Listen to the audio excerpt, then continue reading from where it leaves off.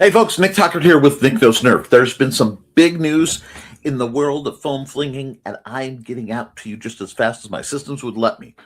Got a couple things. One, uno dos. Uno dos, but uno. A leak has been going around featuring new product by X-Shot. Best I can tell and is being discussed around is X-Shot looks like they are making a flywheel competitor with the Venom Pro, and from what we can tell, it is full auto, 6 darts a second. Hard to tell the ranges, but we are all very excited to see the new blasters coming out real soon. We're going to keep watching this, but guys, I need a moment. I need a moment. You see, I have suffered under the tyranny of the N1 dart being forced upon me by Hasbro. Because if I wanted to look into the darts, if I wanted to look into what they were doing, I had to get some of those. Do I even have one out here? I think I've yeeted all of them off my table. The N1 darts. But, my loves, my duckies, we are redeemed. Someone at Hasbro has been listening. In today's release of 3 new blasters, the Arrowhawk, the Doom Cannon, and the Deadeye, in the new Rebel Ops line, we find redemption in the form of all elite dart compatibility. Let me say that again. All elite dart compatibility.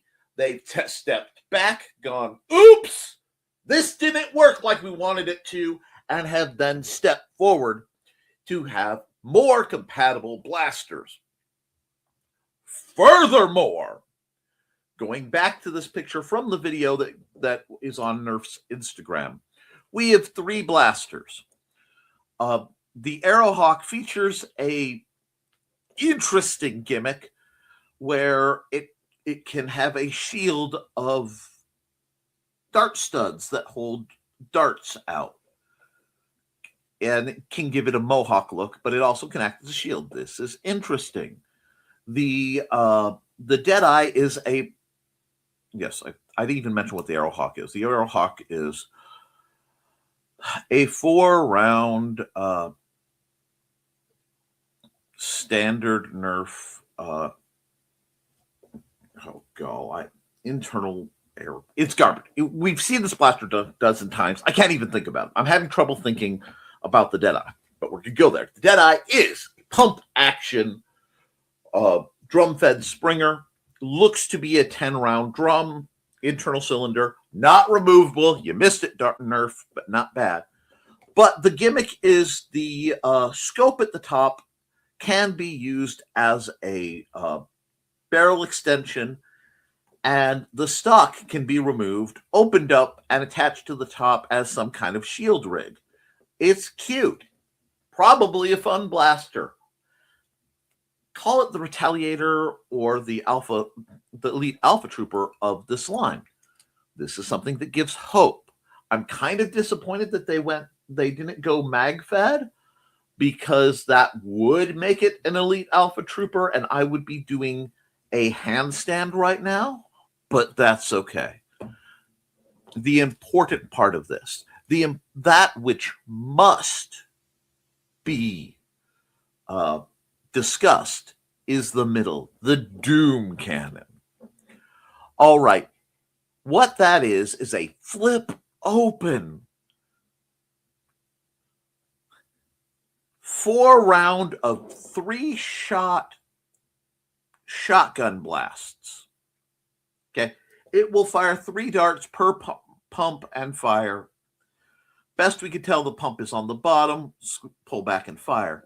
The trick is the front end opens up. You can pull the whole cylinder out, swap it, and keep going. So that means it has 5 chambers, each holding 12 darts, giving you 60 darts of onboard storage, and this beastie gives you 20 rounds. 20 shots, 20 fire rings. This is great. This is great. Far more than just the line. This is great because they tied it with a whole lore. Okay. Nerf has gotten away from that. Nerf has gotten away from having a background lore, having blasters that have fun gimmicks, innovative, different blasters, or at least close to. And they're all, my camera's being blurry. Oh, well, they'll do. They're all coming to stores soon. And from what I'm seeing, the Doom Cannon, from what I've seen according to Wallcom, the Doom Cannon is going to have a price point of $44. That is a lot of money. But comparatively in the blaster space right now, especially for a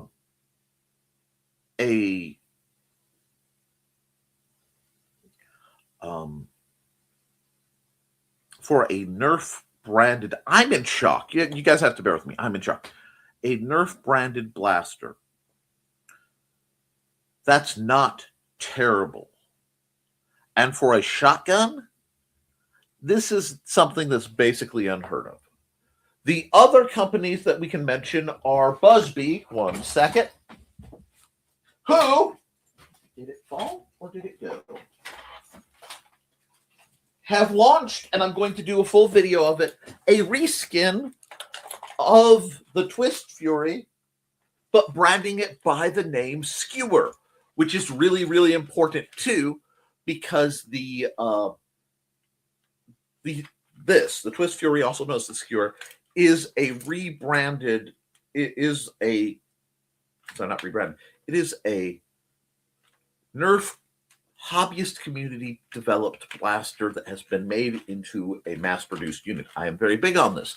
They have re-released it, and quietly, while all this feuding has been going on, and Dart Zone and X-Shot have been really focusing on higher-end blasters, Busby Toys has been working on tweaking the better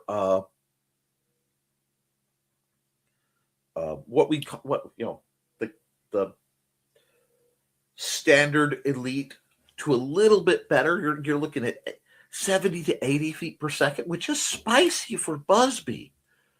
They're trying to find that sweet spot of the kids, 8 and up foam blasters that are safer.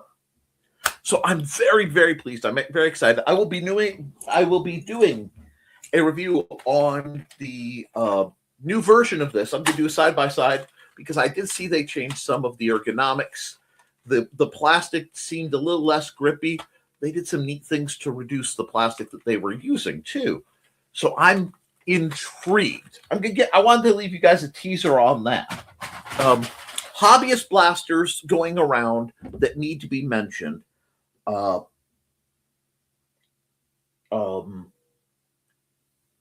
Lethal Dynamics has developed essentially a dart crossbow based on it was called the Cobra for me. I have one downstairs, but the brake to load, levered from the back crossbows. I want to say he's calling that the Mariner, and that looks really promising. And then there is the Vulture. The Vulture, which I believe you can get out of darts. You can at least get the hardware kits for it. I don't think they're selling full versions. We have to check. Is a lever action half dart blaster that does not use shells, and you actually load from the side half darts to the internal tubular magazine for lever action. Now, I've been saying there is a huge lack of lever action half dart blasters for a while. It is very good to see. The other part, you'll notice I've been silent on this one about Dart Zone. Now, a while ago, there were leaks that a new Nexus new type of Nexus Pro. I believe the X2 will be coming out at a price of $35, which I'm probably going to have to put out the money to attempt to acquire that on principle to review. But it also means, guys, right now is the time to watch the clearance aisles. It's the time to look online. This past generation of blasters are going through the floor in prices new in box. There was a run on Nerf Torrents because they were going for $7.50 a piece. Now, whether the Nerf Pro line will continue or will be considered DOA has not been discussed. However, getting back to our buddies at Dart Zone, they did do a re-release on the Liberator with its HIR rounds, high impact rounds, also known as Rival. With Nerf having the good sense to step back to Elite and listening to what we want, it is my fond hope that perhaps a return and a continuation to Rival may be born, because we have yet to get a stock Rival lever action blaster. And is it silly? Yes. Is it unnecessary given the length and breadth of beautiful rifle blasters that we have? Also, yes. Do I want them to make it so I can get it?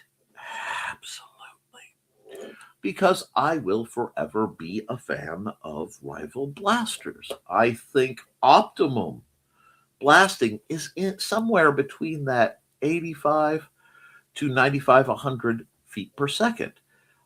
For non-competitive play, or for older kids, but not full on anybody's going to get hurt. And I will always love the Rival balls because they are far sturdier than any of the darts. They are far more forgiving than any of the darts. They last longer, and many times, ammo claims are farcical.